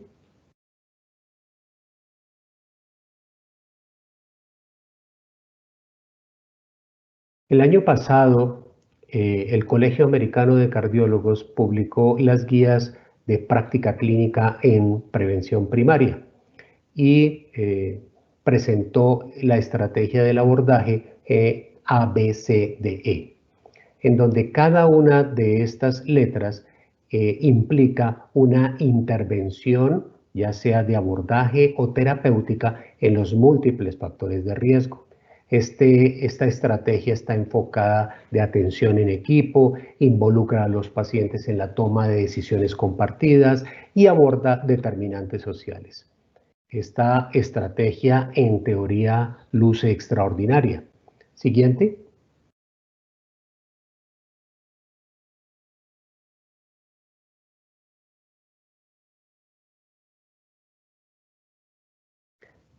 2 meses después de publicada, la Sociedad Europea de Cardiología publica y hace los comentarios de las guías americanas y manifiesta que son un excelente recurso para guiar el manejo y el tratamiento de los principales factores de riesgo.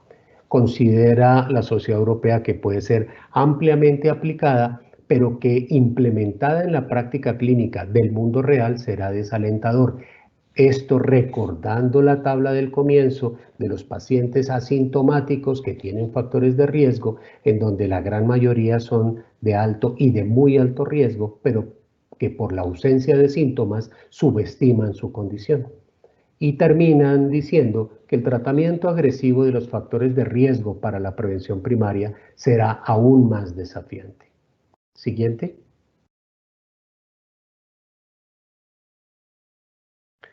Por lo anterior, creo que esta estrategia global merece una aproximación un poco diferente. Siguiente.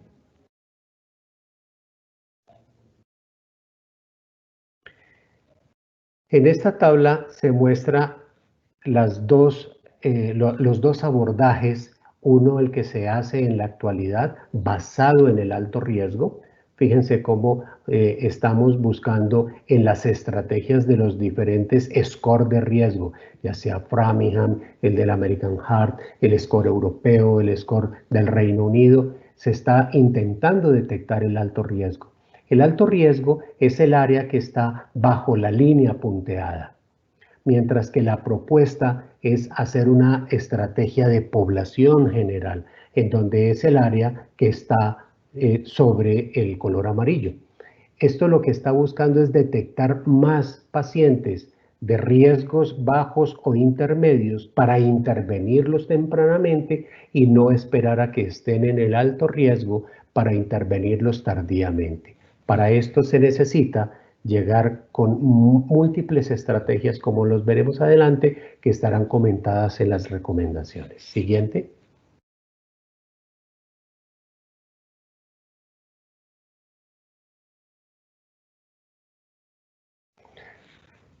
Esta gráfica muestra el concepto de prevención primordial. En prevención primordial, lo principal es reducir el exceso de calorías.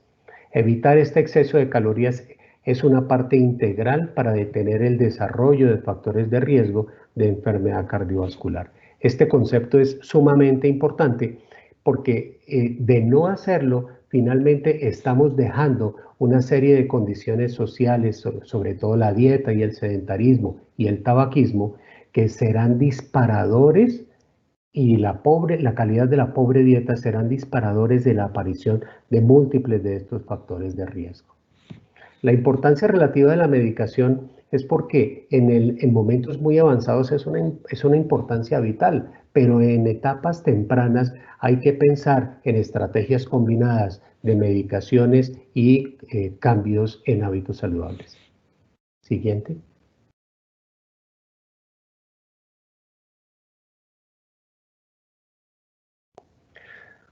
Antes de hacer las recomendaciones, quiero hacer 3 reflexiones previas a los asistentes.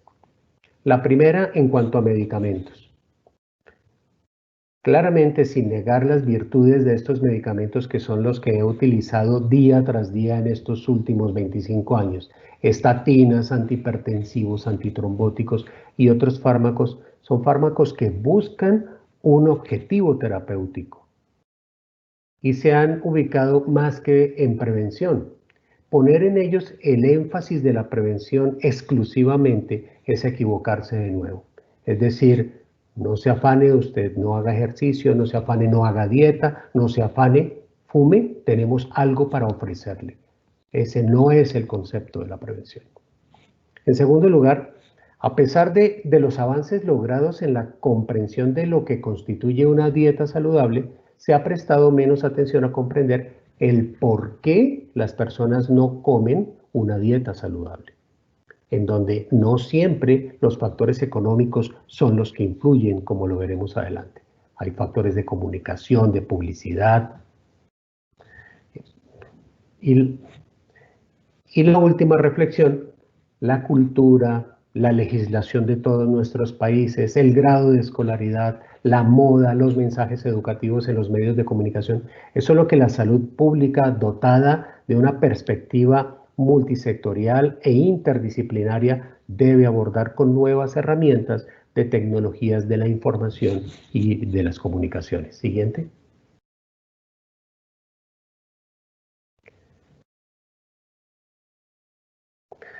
Las recomendaciones las dividí en 3 grupos.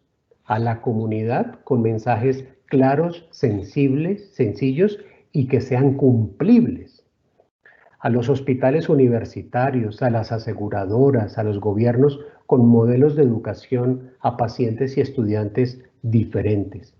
Y al personal sanitario en competencias y habilidades. Siguiente.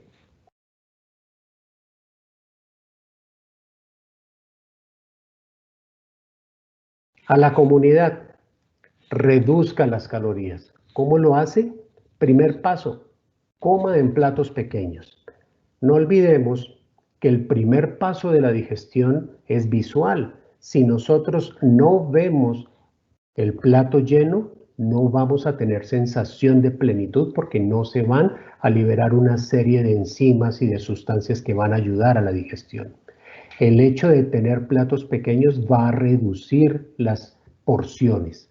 2. Reemplace los azúcares y las harinas refinadas.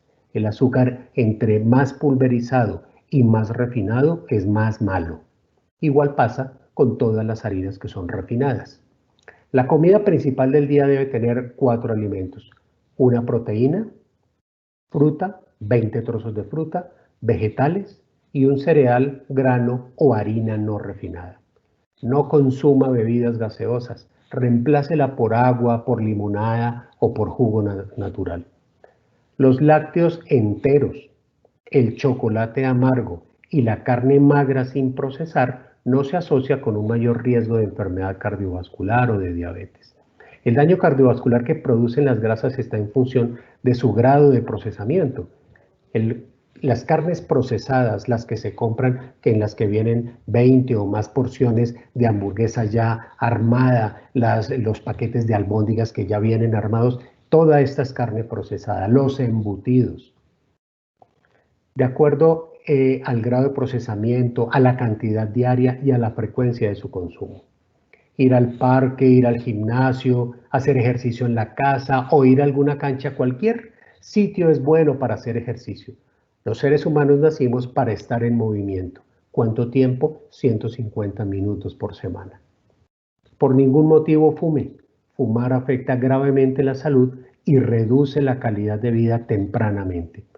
Y por último, una pregunta a su entorno interior. ¿Qué quiere en su vida? ¿Quiere ser independiente? ¿Quiere tener la capacidad de ser autónomo? ¿O quiere seguir siendo una carga? Como buenos colombianos y latinoamericanos pensamos que eso no me va a ocurrir a mí, pero en el momento en que empezamos a ver que esto sí ocurre, porque es lo que vemos en nuestro día a día de pacientes hospitalizados, las familias nos dicen, yo no creí que esto nos pudiera ocurrir. Sillas de ruedas, oxígeno, el baño en una ducha y hay que modificar completamente la casa para esto, el traslado de estos pacientes, pañales, cremas, fisioterapia. Esta es la realidad de lo que estamos viendo. Siguiente.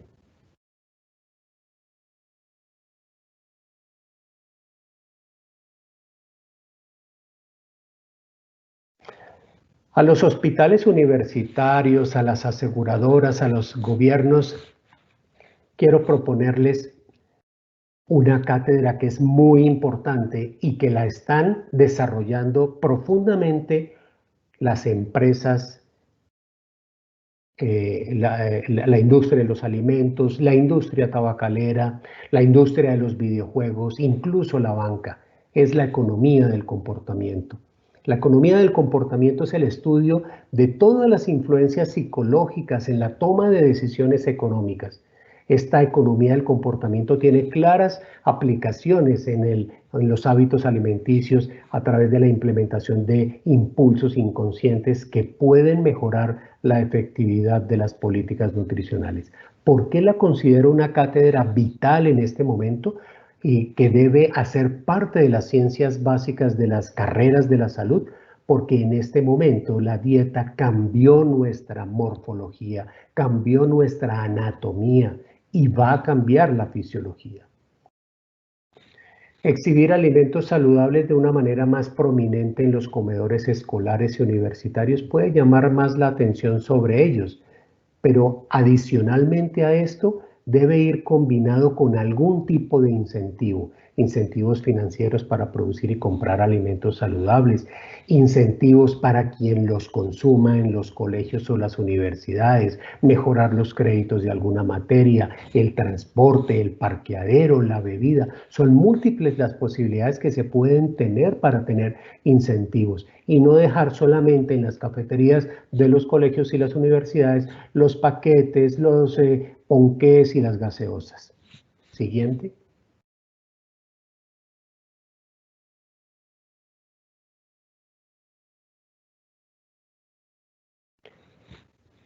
La salud en los dispositivos móviles. Es muy importante cuántas horas del día permanecemos conectados a nuestro celular.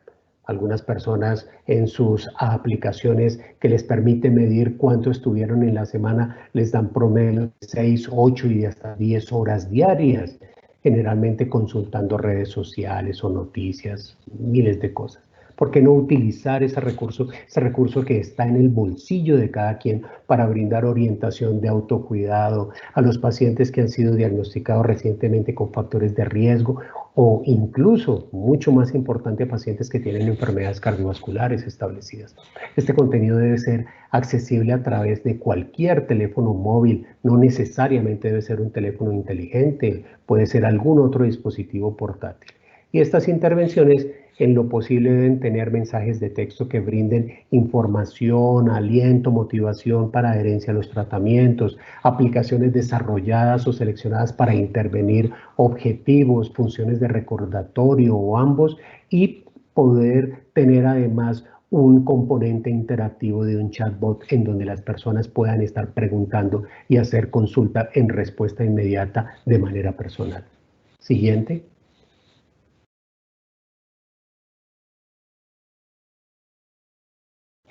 A los colegas y a todo el personal sanitario, médicos, enfermeras, nutricionistas, líderes académicos, recordar que somos fundamentales para mejorar la calidad de la dieta. Las habilidades nutricionales básicas deben incluir qué alimentos o bebidas se pueden incluir en una dieta saludable, qué significa que un alimento sea saludable, dónde acceder a la información sobre investigación nutricional, las habilidades adicionales de cómo leer, cómo interpretar y comprender literatura revisada por pares, cuáles son los pros y contras de la suplementación, la información sobre las dietas y alimentos de moda que salen en todas las revistas. Y el último, quizá uno de los más importantes, y es una novedad que queremos implantar en nuestros estudiantes, es una nueva manera de comunicar y de transmitir la información y las clases en medicina, que puedan desarrollar habilidades técnicas en grabación y edición de audios, ya sea por aplicaciones o por redes sociales, para producir contenidos de educación médica de alta calidad en forma de podcast. Estamos acostumbrados a la clase magistral, a la toma de notas durante la clase, a la revista médica acompañando a los instructores, pero hay que llegar de una manera diferente a estas nuevas generaciones que están intercomunicadas de una manera muy diferente. Siguiente.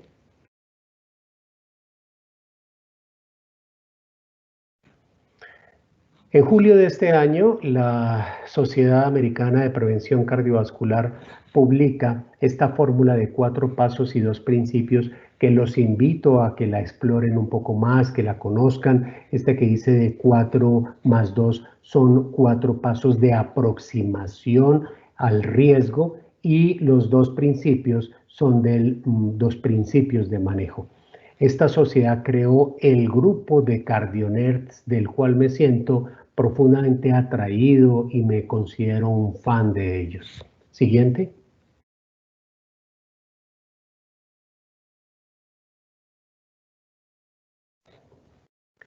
De continuar como hemos venido en todos estos últimos años, nosotros con la enfermedad isquémica cardíaca pasaremos del cuarto lugar en el que estábamos en el año 2004 y para el 2030 estaremos en el segundo lugar.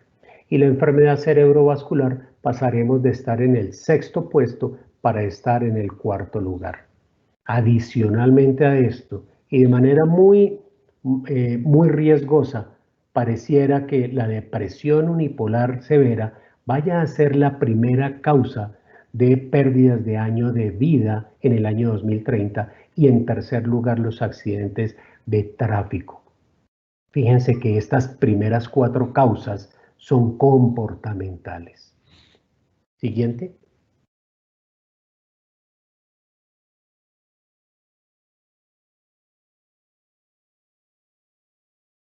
Como conclusiones, este es un respetuoso reto al statu quo del abordaje histórico en prevención cardiovascular. La comida no es solo nutrición, la comida es un acto reiterativo, estereotipado, que en los seres humanos se asocia a circunstancias emocionalmente significativas. Comer con la familia genera lazos, genera acompañamiento, genera una serie de valores. Con los amigos, la comida social, todas vienen con una carga diferente. Construir futuro viable como especie humana sobre la base de conocer nuestro origen y modificar el comportamiento. El abordaje que debemos tener debe ir desde la genética, la pediatría, la medicina interna y la cardiología con la creación de un centro de excelencia. Desafortunadamente, el modelo de nuestro sistema de salud y el de las aseguradoras actualmente es de resultados y se me fue la presentación. El modelo del sistema y de las aseguradoras actualmente es de resultados y de supervivencia año a año y no de largo plazo. Y en ese sentido, todas las instituciones hospitalarias nos movemos al ritmo que nos lleva el sistema. Sin embargo, quien no se proyecta de largo plazo retarda la posibilidad de hacer diferentes cualquier tipo de programa y en especial el de la prevención. Siguiente.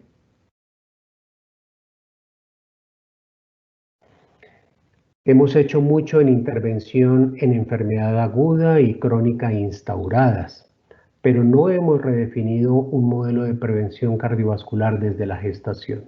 Afortunadamente ya tenemos estudios en prevención que han sido diseñados de 5 a 6 años en intervenciones de dieta y hábitos, donde ahí ya vamos ganando un poco. El futuro de la cardiología clínica para países en vías de desarrollo y en economías crecientes está en el abordaje fetal, en el desarrollo y en modificaciones epigenéticas basadas en inteligencia artificial, en learning machine y en big data.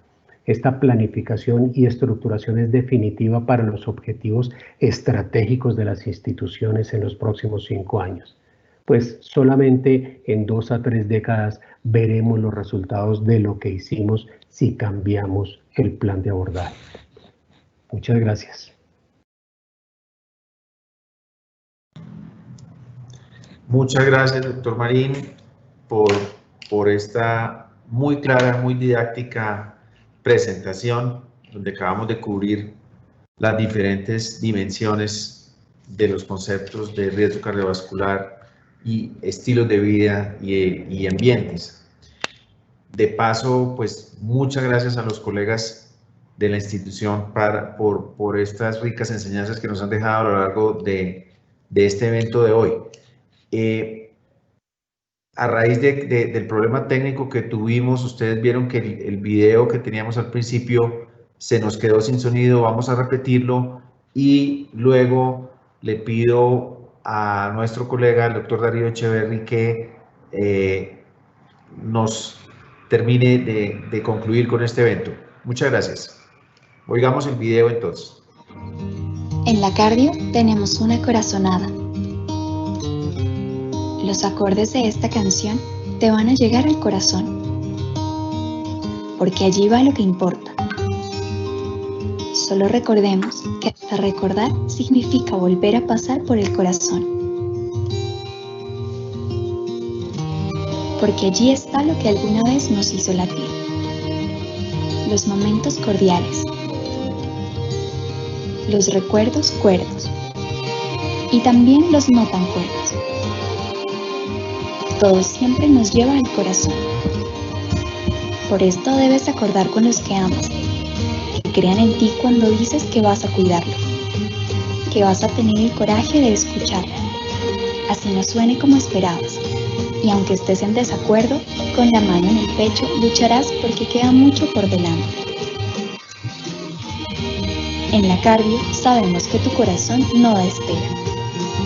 Por eso estamos contigo desde el inicio, escuchando tu corazón para que nada lo detenga. Elige a los expertos del corazón. Elige siempre a la Fundación Cardio Infantil.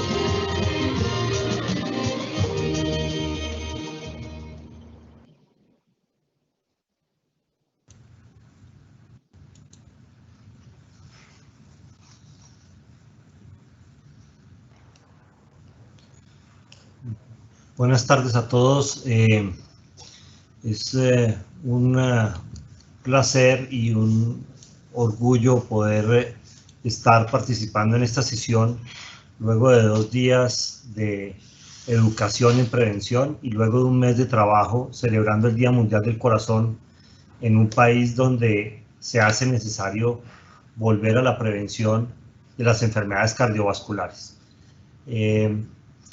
Creo que hay que agradecerle a todos los conferencistas del día de hoy por sus excelentes presentaciones, la transmisión del mensaje que se quiere dar y la transmisión de la Fundación Cardio Infantil. Es una entidad donde está pensando en la familia, está pensando en los hijos de nuestros pacientes y cómo evitar nuevos eventos cardiovasculares en nuestros pacientes, como bien lo dijo el doctor Izaza. Por lo tanto, voy a compartirles una diapositiva de, no sé si la alcanzan a ver ya, donde en un libro del doctor Valentín Fuster que se llama La ciencia de la salud, mis consejos para una vida sana, en el prólogo dice una de las frases que tal vez reflejan lo que queremos hacer. Es que tal vez lo más coherente que pueda hacer ahora un cardiólogo para proteger la salud de los ciudadanos sea involucrarse en la prevención, explicar qué medidas son eficaces y cuáles no lo son, cómo perder peso y no volverlo a ganar, cómo dejar el tabaco y no recaer, que hay de cierto en la idea de que el vino es bueno para el corazón. Por lo tanto, a veces acercarnos a los pacientes y responder preguntas sencillas puede ser más importante en el impacto de la salud que formular muchos medicamentos. Entonces los invito a que nuestros pacientes se acerquen más a la Fundación Cardio Infantil y nuestros médicos y todos nosotros tratemos de hacer una medicina preventiva en beneficio de nuestra población. Les agradezco a todos por su participación, a los conferencistas. Y bueno, vendrá un año más de trabajo por la salud cardiovascular. La Fundación de activos. ¿Aló? Muchas gracias a todos por su asistencia.